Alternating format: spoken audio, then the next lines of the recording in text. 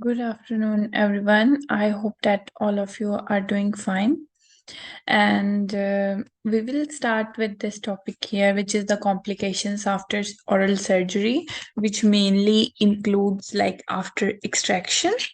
So, what you need to advise your patient, like what they can expect, and if there is any complication, how you can manage, and you need to inform your patient what they need to do if any of these things happen.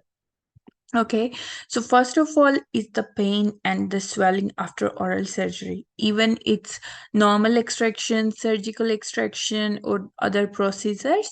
So if there is any like there would be some pain and swelling, okay, because we are working on some tissues, right?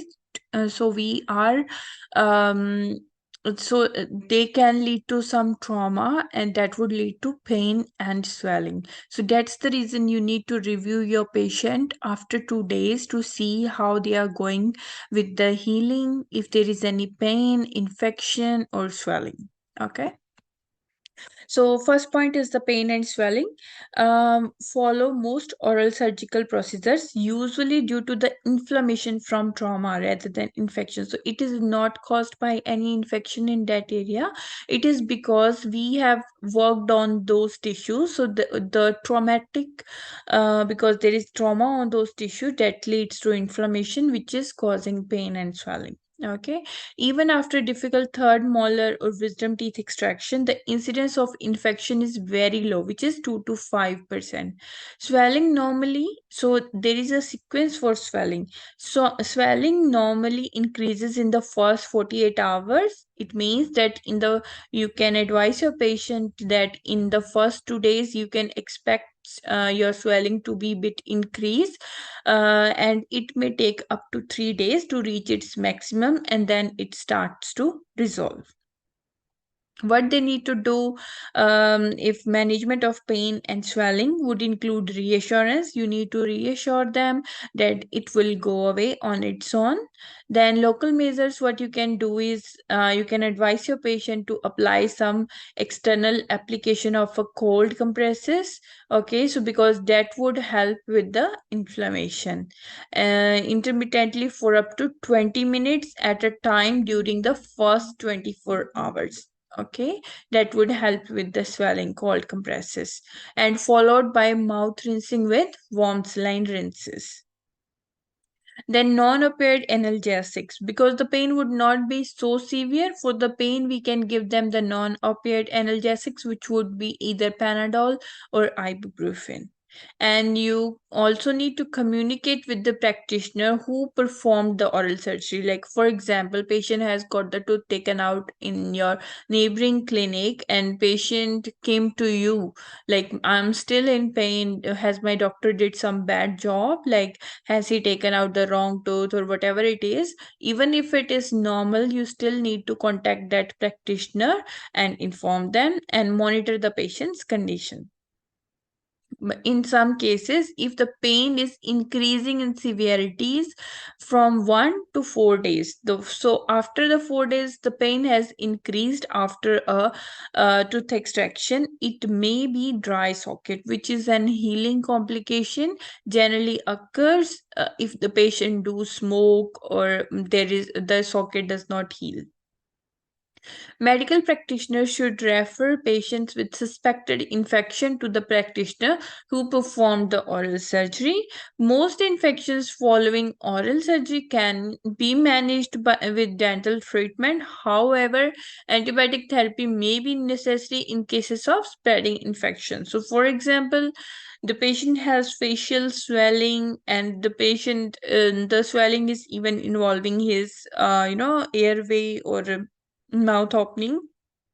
In certain cases, we may need to prescribe him the antibiotic that we will refer to the uh, oral infection topic, which is on page number 87. Okay, so the other complication could be dry socket. It is also very common and it is a localized, very painful condition, which is the osteitis of an extraction socket following premature lysis of the blood clot. What happened here is the blood clot formed, but it eventually get lysed, like it eventually got lost, and it complicates approximately 5% of tooth extraction. The condition presents as post-operative pain in and around an extraction socket that increases in severity between the 1 and 4 days. So generally we describe to our patient that you can expect your pain until 2 to 3 days, but later on it would start to subside. But if the pain is increasing even after the fourth day, so then it could be a dry socket. A disintegrated blood clot within the socket with or without halitosis is diagnostic. So when you will look in patient's mouth and you will see that there is no clot formation even after 4 days, so that is the sign, and the patient might experience some halitosis as well. Although alveolar osteitis is caused by a failure of healing, it is commonly misdiagnosed as an infection. Some people misdiagnose it as an infection, but it is not an infection. It is not caused by any bacteria. Antibiotic therapy it has no place in the management of alveolar osteitis because it is not an infection, so antibiotic therapy would not work.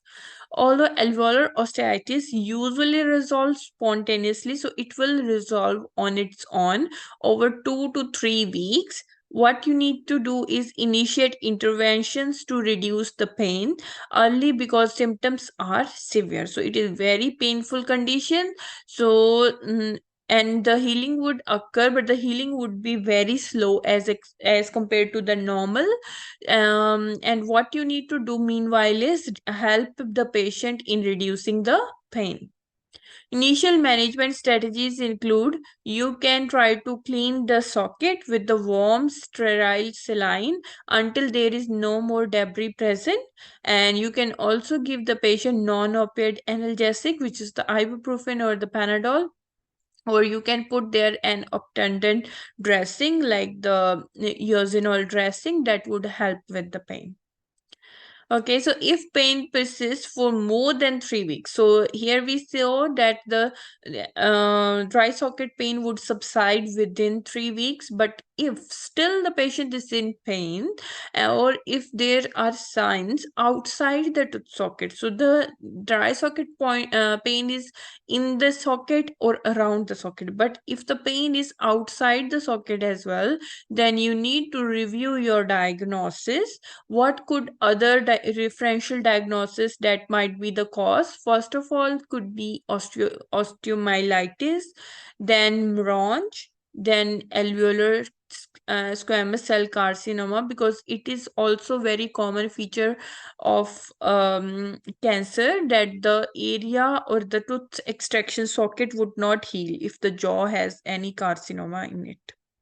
And localized odontogenic infection with retained tooth fragments. So you may need to take a small x-ray to make sure that there is no retained tooth fragment left. So that could lead to localized odontogenic infection and the patient would be in pain because the source of pain is still inside. So the patient would be in pain until you will remove it. The other most important part is the bleeding after oral surgery. A postoperative bleeding complication requires prompt assessment and management. You need to check the patient's medical and medication history before performing the procedure. What you need to do is you need to make sure that the patient is not taking any blood thinners, okay, or other medication that can affect his bleeding. Then consider the patient's use of drug that can affect hemostasis. Example are anticoagulant, antiplatelet, or complementary medicines. For management, advice to consider in a patient taking an antithrombotic drug, undergoing an oral or dental procedure. Bleeding can occur when vasoconstriction induced by a LA preparation subsides. So bleeding can because in the LA solution, local anesthetic solution, there is an vasoconstrictor, which is the adrenaline that helps in that helps to stop the bleeding. Okay, so as soon as the LA level goes down, the bleeding can start again. Consider the rare possibility of a previously undiagnosed condition. Sometimes people might not be diagnosed with, they don't know that they have any hemostasis related problem, which is the von Willebrand disease.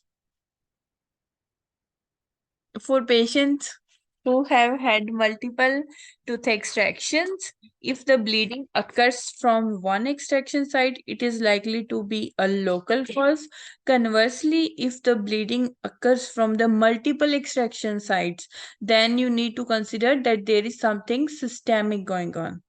If bleeding occurs after oral surgery, then what is the most important management that you can do is to apply firm pressure at the surgical wound. And you can also consider using an absorbable hemostatic pack, okay, which is the gelatin or gelatin. You can put the gelatin in the socket, that would help with the bleeding. And the most important part is the pressure.